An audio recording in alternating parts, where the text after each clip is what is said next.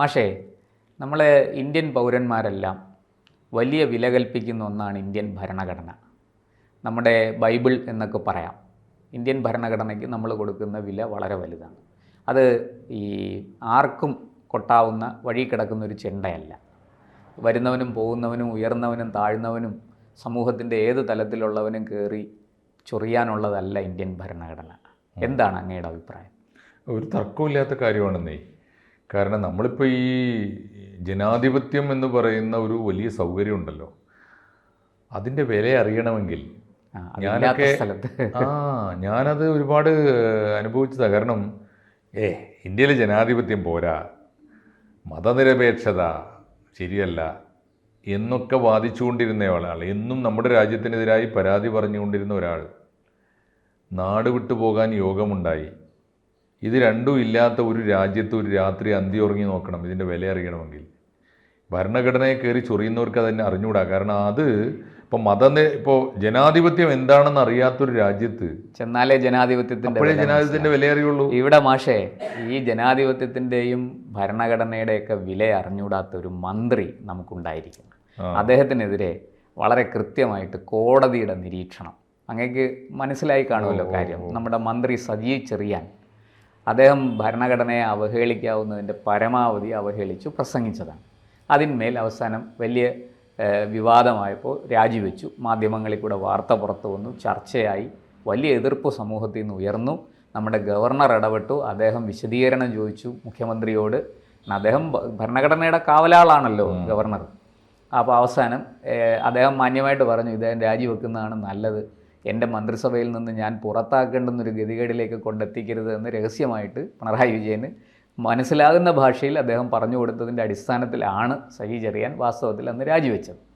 ഇപ്പോൾ അദ്ദേഹം അതൊക്കെ കഴിഞ്ഞ് രണ്ടാമത് അദ്ദേഹം പറഞ്ഞത് കുന്തം കുടച്ചക്രം എന്നൊക്കെയാണ് ഭരണഘടനയെക്കുറിച്ച് പറഞ്ഞത്. പിന്നെ ഒരുപാട് കാര്യങ്ങൾ പറഞ്ഞു, അത് പഴയ വിഷയങ്ങളായതുകൊണ്ട് ഞാൻ അതിലേക്ക് പോകുന്നില്ല. എന്തായാലും ഇദ്ദേഹത്തിനെതിരെ ഒരു അന്വേഷണം വന്നു, പോലീസ് അന്വേഷിച്ചു. അത് ഇദ്ദേഹം കുഴപ്പമൊന്നുമില്ല, ക്ലീൻ ചിറ്റ് കൊടുത്തു അദ്ദേഹത്തിന്. കീഴ്ക്കോടതിയിൽ ആ റിപ്പോർട്ട് പോലീസ് സമർപ്പിച്ചു. കോടതി അത് അക്സെപ്റ്റ് ചെയ്തു, അദ്ദേഹത്തിനെ കുറ്റവിമുക്തനാക്കി. ഇത് ഹൈക്കോടതി സിംഗിൾ ബെഞ്ചിൽ അപ്പീൽ പോയി. അപ്പീലിൻ്റെ അടിസ്ഥാനത്തിൽ സിംഗിൾ ബെഞ്ചിലെ നമ്മുടെ ഹൈക്കോടതി ജഡ്ജി, അദ്ദേഹം സാറിന് മാഷിനെ അറിയായിരിക്കും, ബെച്ചു കുര്യൻ, അദ്ദേഹത്തിൻ്റെ വിധിയാണ് ഇപ്പോൾ വന്നിരിക്കുന്നത്. ഇത് കേസ് എടുക്കണം. ആ കീഴ്ക്കോടതിയുടെയും പോലീസിൻ്റെ റിപ്പോർട്ട് തള്ളിക്കളഞ്ഞു. പുനരന്വേഷണത്തിന് കോടതി ഉത്തരവിട്ടിരിക്കുകയാണ്. ആ പുനരന്വേഷണത്തിൻ്റെ ഭാഗമായിട്ട് സജി ചെറിയാൻ രാജിവെക്കണം എന്നാണ് വിവിധ കോണുകളിൽ നിന്ന് ആവശ്യം ഉയർന്നിരിക്കുന്നത്. പ്രതിപക്ഷ രാഷ്ട്രീയ കക്ഷികൾ മാത്രമല്ല, സാമൂഹിക സാംസ്കാരിക രംഗത്തുള്ളവരും ഭരണഘടനാ വിദഗ്ധരും ഒക്കെ പറയുന്നത് അദ്ദേഹം രാജിവെച്ച് മാറി നിൽക്കണം. അന്വേഷണം പൂർത്തിയായി ഹൈക്കോടതിയിൽ കേസ് വന്ന് കോടതി അതിന്മേൽ വിധി പറഞ്ഞതിന് ശേഷം മാത്രമേ അദ്ദേഹത്തിന് ആവശ്യമെങ്കിൽ തിരിച്ചെടുക്കാം എന്നാണ് പൊതുവെയുള്ള അഭിപ്രായം. പക്ഷേ അദ്ദേഹം രാജിവെക്കുന്നില്ല എന്ന് അദ്ദേഹം തുറന്നങ്ങ് പറയുകയാണ്. എന്തായിരിക്കും മാഷേ സജി ചെറിയാൻ രാജിവെക്കില്ല എന്ന് പറയാനുള്ള കാരണം? യാത്ര അങ്ങോട്ട് ഉറപ്പിച്ച് അതിൽ നിൽക്കുകയാണ്. എന്തായിരിക്കും അതിന് കാരണം? അതിൻ്റെ രാഷ്ട്രീയ കാരണങ്ങൾ അന്വേഷിക്കുന്നത് തീർച്ചയായിട്ടും അത് വാർത്തയാവും. പക്ഷേ സജി ചെറിയാനോട് ഈ രാജ്യം പെരുമാറേണ്ടിയിരുന്നത് ഇത്ര മൃദുവായിട്ടല്ല എന്നാണ് അന്നും ഇന്നും എൻ്റെ അഭിപ്രായം. സജി ചെറിയാൻ ചെയ്തത് ഒരു ചെറിയ കുറ്റമല്ല. എന്തുകൊണ്ടെന്നാൽ അദ്ദേഹം ഒരു ചെറിയ മീനല്ല. അദ്ദേഹം ഈ ഭരണഘടനയിൽ പിടിച്ച ആണയിട്ട് അധികാരത്തിലെത്തിയിട്ട് ഈ ഭരണഘടന കൊടുക്കുന്ന സൗകര്യങ്ങൾ ഈ രാജ്യത്തെ മുഴുവൻ ജനങ്ങൾക്ക് ഉറപ്പുവരുത്തുമെന്നും ഭരണഘടനയാണ് ഈ രാജ്യത്തിൻ്റെ ജീവവായു എന്നും ജനങ്ങളെ പഠിപ്പിച്ച് അത് പരിശീലിച്ച് അത് ജനങ്ങൾക്ക് മുമ്പിൽ ബോധ്യപ്പെടുത്തിക്കൊണ്ടിരിക്കുന്ന ഉത്തരവാദപ്പെട്ടൊരു മന്ത്രിയാണ്, ഒരു പൊതുപ്രവർത്തകനാണ്, രാഷ്ട്രീയ നേതാവാണ്. അങ്ങനെ ഒരാൾ പരസ്യമായി ഒരു തെരുവിലിട്ട് ഭരണഘടനയെ ആക്രമിക്കുക, എന്ത് പരിഹാസ്യമായി ആലോചിച്ച് നോക്കൂ. എന്തുമാത്രം രൂക്ഷമായ പരിഹാസമാണ്. ഭരണഘടന എന്ന് പറയുന്ന ഇതിനെ നമ്മൾ പവിത്രം എന്ന് കരുതുന്ന ഒരു ആചാരപരമായ ഒരു വാക്കല്ല അത്. പവിത്രമായത് വേറൊന്നുകൊണ്ടുമല്ല. ഇപ്പോൾ ഒരു ഒറ്റ കാര്യം ആലോചിച്ചാൽ മതി. 77-78 കൊല്ലമായി ഒരു രാജ്യം ഈ ഭരണഘടനയുടെ അടിസ്ഥാനത്തിൽ അതൊന്നും പോകുന്നുണ്ട്. ഇപ്പോൾ ഏറ്റവും ചുരുങ്ങിയത് ഭരണഘടന നിലവിൽ വന്നിട്ടെങ്കിലും 74 കൊല്ലമായി. അങ്ങനെയാണെങ്കിൽ ഇതിനിടയിൽ ഭൂമിയിൽ എത്ര രാജ്യങ്ങൾ ഉണ്ടായി, എത്ര എണ്ണം തകർന്നു? ഇത്രയും അട്ടിമറികൾ, എത്ര ഭരണ അട്ടിമറികൾ, നമ്മൾ പട്ടാള അട്ടിമറികൾ, രൂക്ഷമായ വർഗീയ കലാപങ്ങൾ, അതിരൂക്ഷമായ അഭയാർത്ഥി പ്രവാഹങ്ങൾ, എത്ര ഭരണകൂടങ്ങൾ തകരുന്നു, കൂട്ടപ്പലായനം. ഈ ലോകത്താണ് 75 കൊല്ലമായിട്ട് യാതൊരു പോറലും ഏൽക്കാതെ ലോകത്തിലെ ഏറ്റവും വലിയ ജനാധിപത്യ രാജ്യം, ഒരു കൊച്ചു ഈ കരതലാമലയത്തിൽ ഇട്ട് പോറ്റാൻ പറ്റിയ രാജ്യമല്ല. അതെ, ഇത്ര ബൃഹത്തായ രാജ്യം, ലോകത്തിലെ ഏറ്റവും വലിയ ജനസംഖ്യയുള്ള രാജ്യം, ലോകത്തിലെ ഏറ്റവും കൂടുതൽ രണ്ടാമത് വിസ്താരമുള്ള രാജ്യം, ഒരു ആലോചിച്ച് നോക്കൂ, ഒരുപടി സംസ്കാരങ്ങളുള്ള രാജ്യം, 300-ലേറെ ഭാഷകളുള്ള രാജ്യം, 6000-ഓളം ജാതികൾ ഉപജാതികളുള്ള ഒരു രാജ്യം. ഇങ്ങനെ ഒരു രാജ്യം കാര്യമായ പോറലൊന്നും ഏൽക്കാതെ, നമുക്ക് ഉള്ളിൽ തർക്കിക്കാൻ ചില വിമർശനങ്ങളൊക്കെ അങ്ങോട്ടും ഇങ്ങോട്ടും ഉണ്ടാവും, തീർച്ചയായിട്ടും ഉണ്ടാവും. ജീവനുള്ള ഒരു ജീവനുള്ള ഒരു രാഷ്ട്രഗാത്രത്തിൽ ഇത്തരം ഈ പറഞ്ഞ കോലാഹലങ്ങളും തട്ടലും മുട്ടലും ഒക്കെ ഉണ്ടാവും. എങ്കിലും ഈ രാജ്യത്തെ തകർച്ചയിലേക്ക് നയിച്ചിട്ടില്ല ഇതുവരെ. അതിൻ്റെ പേരാണ്, അങ്ങനെ ഒരു രാജ്യത്തെ ഇത്രയും കാലം സുരക്ഷിതമായി കൊണ്ടു നടന്ന ഒരു പവിത്രമായ രേഖയുടെ പേരാണ് ഇന്ത്യൻ ഭരണഘടന. ആ ഭരണഘടനയാണ് ഇയാൾ തെരുവിലിട്ടിട്ട് കുന്തം കുടച്ചക്രം എന്നൊക്കെ വിളിച്ചത്. അയാൾക്ക് കൊടുക്കേണ്ട പണിഷ്മെന്റ് എന്താ? ഏത് പാർട്ടി ആവട്ടെ, അന്ന് കൊടുക്കേണ്ട പണിഷ്മെന്റ് ഇദ്ദേഹത്തിന് ഏറ്റവും ചുരുങ്ങിയത് 10 കൊല്ലത്തേക്കെങ്കിലും ഞാൻ 10 കൊല്ലം ഏറ്റവും ചുരുങ്ങിയത് ഡീബാർ ചെയ്യണം.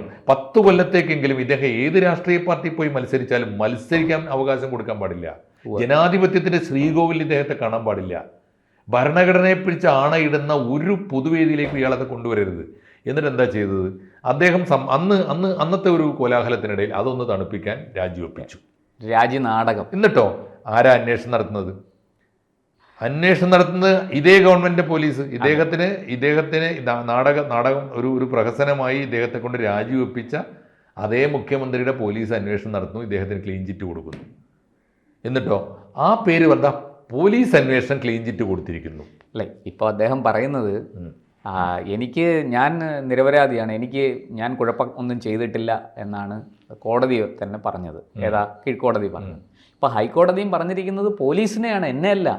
പോലീസ് വേണ്ട വിധത്തിൽ അന്വേഷിച്ചില്ല എന്നാണ് പറയുന്നത്. ശരിയാണ്, ഹൈക്കോടതി പറയുന്നുണ്ട് ഈ കേസ് സത്യസന്ധനായ ഒരു ഉദ്യോഗസ്ഥനെ കൊണ്ട് അന്വേഷിക്കണം. ഈ കുന്തം കുടച്ചക്രം തുടങ്ങിയ പ്രയോഗങ്ങൾ, അത് മാത്രമല്ല വേറെയും പ്രയോഗങ്ങളുണ്ട്. ആ പ്രയോഗങ്ങളെല്ലാം ഫോറൻസിക് പരിശോധനയ്ക്ക് വിധേയമാക്കണം. ഏത് സാഹചര്യത്തിൽ പറഞ്ഞു, ഇത് എന്തിൻ്റെ അടിസ്ഥാനത്തിൽ പറഞ്ഞു, അവിടെ ആ പ്രസംഗത്തിൻ്റെ വിഷയം എന്തായിരുന്നു, പരിപാടി എന്തായിരുന്നു, അതിൽ പങ്കെടുത്തവരാരൊക്കെ എന്നു മാത്രമല്ല മാധ്യമപ്രവർത്തകരെ സാക്ഷികളാക്കി ചോദ്യം ചെയ്യണം എന്നും കോടതി പറഞ്ഞിരിക്കുകയാണ്. ആ പരിപാടി റിപ്പോർട്ട് ചെയ്ത മാധ്യമപ്രവർത്തകരുണ്ട്, അവരെല്ലാം വിളിച്ചു വരുത്തി അവരുടെ മൊഴിയെടുക്കണം. ഇങ്ങനെ എല്ലാം ചെയ്ത് അന്വേഷണ റിപ്പോർട്ട്, ശരിയായ റിപ്പോർട്ട് സത്യസന്ധനായ ഉദ്യോഗസ്ഥൻ അന്വേഷിച്ച് റിപ്പോർട്ട് സമർപ്പിക്കണം എന്നാണ് കോടതി ഇപ്പോൾ പറഞ്ഞത്. ബച്ചുകുര്യന്റെ വിധി. അതെ, ഇത് ആർക്കാ സംശയമുള്ളത്? ഇത് പഴയ കാലമല്ലല്ലോ. കണ്ണും കാതുമുള്ള എല്ലാ മനുഷ്യരും അന്ന് കേട്ടുനിന്ന് അന്താളിച്ചു നിന്നതാണ്. ഒരു മന്ത്രിയാണ് ഈ പറയണത് ഭരണഘടന എന്തോന്ന് കുന്തം കുടച്ചക്രം അല്ലേ, എന്തോന്ന് ഭരണഘടന. വളരെ ഇത് പറഞ്ഞ ഒരാൾക്ക് ഞാൻ പറയട്ടെ, ഇതിപ്പോ എനിക്ക് തോന്നുന്നു ഇന്ത്യയിൽ CPM ഇന്ത്യയെ പോലെ ഒരു രാജ്യത്തല്ലായിരുന്നെങ്കിൽ അദ്ദേഹം പിന്നീട് നിയമസഭ കാണില്ല. ഒരു തെരഞ്ഞെടുപ്പ് ഇലക്ഷൻ കമ്മീഷൻ നേരിട്ട് ഇടപെട്ട് ഇദ്ദേഹത്തെ ഡീബാർ ചെയ്യാനുള്ള, ഇദ്ദേഹത്തെ അയോഗ്യനാക്കാനുള്ള വകുപ്പ് ഉൾപ്പെടുത്തണം. ഇനി ഇല്ലെങ്കിൽ ജനാധിപത്യത്തിന് മാതൃകയായിട്ട് അദ്ദേഹത്തിന്റെ രാഷ്ട്രീയ പാർട്ടി അത് കാണിക്കണം. ഒരിക്കൽ അദ്ദേഹത്തെ ആ കുറ്റത്തിന് പുറത്താക്കിയാൽ, കോടതികൾ അദ്ദേഹത്തെ എന്ന് കുറ്റവിമുക്തനാക്കിയാലും തിരിച്ച് ഒരു ഭൂമിയിലുള്ള ഇന്ത്യയിലെ എല്ലാ പൊതുപ്രവർത്തകർക്കും മാതൃകയാകുന്ന മട്ടിൽ അദ്ദേഹത്തിന് പിന്നീട് അവസരം കൊടുക്കരുത്. ആരും അത് ആവർത്തിക്കാൻ പാടില്ല. തീർച്ചയായിട്ടും. അതായത് മാഷെ, ഇപ്പോൾ ഈ നമ്മുടെ ഹൈക്കോടതിയുടെ ഈ ഒരു നിരീക്ഷണത്തിൻ്റെ അല്ലെങ്കിൽ ഈ കേസ് പരിഗണിച്ചതിൻ്റെ വെളിച്ചത്തിൽ CPM സംസ്ഥാന സെക്രട്ടറി MV ഗോവിന്ദനും CPI സംസ്ഥാന സെക്രട്ടറി ബിനോയ് വിശ്വവും ഇദ്ദേഹം രാജിവെക്കട്ടെ എന്ന അഭിപ്രായം പറഞ്ഞു എന്നാണ് കിട്ടുന്ന സൂചന. വിവരങ്ങൾ അങ്ങനെയാണ്. പക്ഷേ സജി ചെറിയാൻ ധൈര്യസമേതം പറയാണ്, ഞാൻ രാജിയൊന്നും വെക്കില്ല, നിങ്ങൾ നിങ്ങളുടെ പാട് നോക്ക്. അതായത് പുറകിൽ ആളുള്ളത് കൊണ്ടാണ് ഒരു പിൻബലം. സജി ചെറിയാൻ അത് പറയുന്നതിന് മുമ്പ് ഇപ്പോൾ അദ്ദേഹം ചോദിക്കേണ്ട തമ്പുരാനോട് ചോദിച്ചിട്ടുണ്ടാവും. അതിനുശേഷമായിരിക്കണം ഒരുപക്ഷെ പിണറായിയുടെ പ്രസ്താവന വന്നോ? പിണറായിയുടെ ഈ വരുന്ന വിവരങ്ങൾ അനുസരിച്ചാണെങ്കിൽ നമുക്ക് ലഭ്യമാകുന്ന പിണറായിയുടെ വാക്കായിരിക്കും. ഇവരോട് പറഞ്ഞു, CPM സെക്രട്ടറിയോടും CPI സെക്രട്ടറിയോടും പറഞ്ഞിരിക്കുന്നത് അല്ല അതിപ്പോൾ ഒരു കോടതിയുടെ നിരീക്ഷണമല്ലേ. അദ്ദേഹം കുറ്റവാളിയാണോ അല്ലയോ എന്ന് അന്വേഷിച്ച് റിപ്പോർട്ട് കൊടുത്ത് വിചാരണ നടത്തി കോടതി പറയുമ്പോഴല്ലേ കുറ്റവാളിയാവും. അപ്പം രാജിവെച്ചാൽ പോലെ. ഇതാണ് കേരള രാഷ്ട്രീയം, പ്രത്യേകിച്ച് കേരളത്തിലെ ഇടതുപക്ഷ രാഷ്ട്രീയം അതാണ്. ഇനി നോക്കിക്കോ, എം വി ഗോവിന്ദന്റെയും ബിനോയ് വിശ്വത്തിന്റെയും നാക്കുത നോക്കി നിൽക്കി ഇറങ്ങിപ്പോകുന്ന നമുക്ക് കാണാം. ഇത് മാത്രമല്ല, ഇപ്പോൾ ഈ CPM സംസ്ഥാന സെക്രട്ടേറിയറ്റിന്റെ അഭിപ്രായം പുറത്തു വരാനുണ്ട്. ഇനി സംസ്ഥാന സെക്രട്ടേറിയറ്റും ഈ കാര്യത്തിൽ എനിക്ക് തോന്നുന്നു സംസ്ഥാന സെക്രട്ടേറിയറ്റിനകത്തിരിക്കുന്നവർ തന്നെ ഈ പറയുന്നത്. മാത്രമല്ല, പിണറായി വിജയൻ സംസ്ഥാന സെക്രട്ടേറിയറ്റ്, സംസ്ഥാന കമ്മിറ്റി, പോളിറ്റ് ബ്യൂറോ, കേന്ദ്ര കമ്മിറ്റി, നിങ്ങൾ വേറെ എന്ത് പേരിട്ട് വിളിച്ചാലും ഈ പുതിയ യുഗത്തിന്റെ പേര് പിണറായി യുഗം എന്നാണ്. ഈ കാലഘട്ടത്തിലെ മാർക്സിസത്തിന്റെ പേര് പിണറായിസം എന്നാണ്. അതുകൊണ്ട് പിണറായിയുടെ അവസാന വാക്കാണ് സംഭവിക്കുക. പിണറായി തീരുമാനിക്കുന്നതാണ് ജനാധിപത്യം, പിണറായി തീരുമാനിക്കുന്നതാണ് ഭരണഘടന, പിണറായി തീരുമാനിക്കുന്നതാണ് ശരി, തെറ്റ്, നീതി, നീതികേട് ഒക്കെ. അത് പിണറായിക്ക് ഇത് എങ്ങനെ ബാധിക്കും എന്ന് പിണറായിക്ക് ബാധിക്കുക, അതുവഴി ഇന്ത്യയിലെ ഇടതുപക്ഷത്തിൻ്റെ ഭാവിയെ ഇതെങ്ങനെ ബാധിക്കും എന്നൊക്കെ ആലോചിച്ചാൽ മതി. ഇത് സജി ചെറിയാൻ വായിൽ തോന്നിയത് ആളുകളെ കണ്ട ആവേശത്തിൽ വിളിച്ചു പറഞ്ഞ ഒരു കേസ് മാത്രമല്ല. അത് ഇന്ത്യയിലെ ഭരണഘടന പ്രകാരം പ്രവർത്തിക്കുന്ന ഒരു രാഷ്ട്രീയ പാർട്ടി എന്ന നിലയിൽ ഇന്ത്യയിലെ ജനങ്ങൾ എങ്ങനെയാണ് CPM-നെ കാണാൻ പോകുന്നത് എന്നുകൂടി നിർണ്ണയിക്കുന്ന ഒരു തീരുമാനമാണത്. എന്തായാലും നമുക്ക് കാത്തിരുന്ന് കാണാം.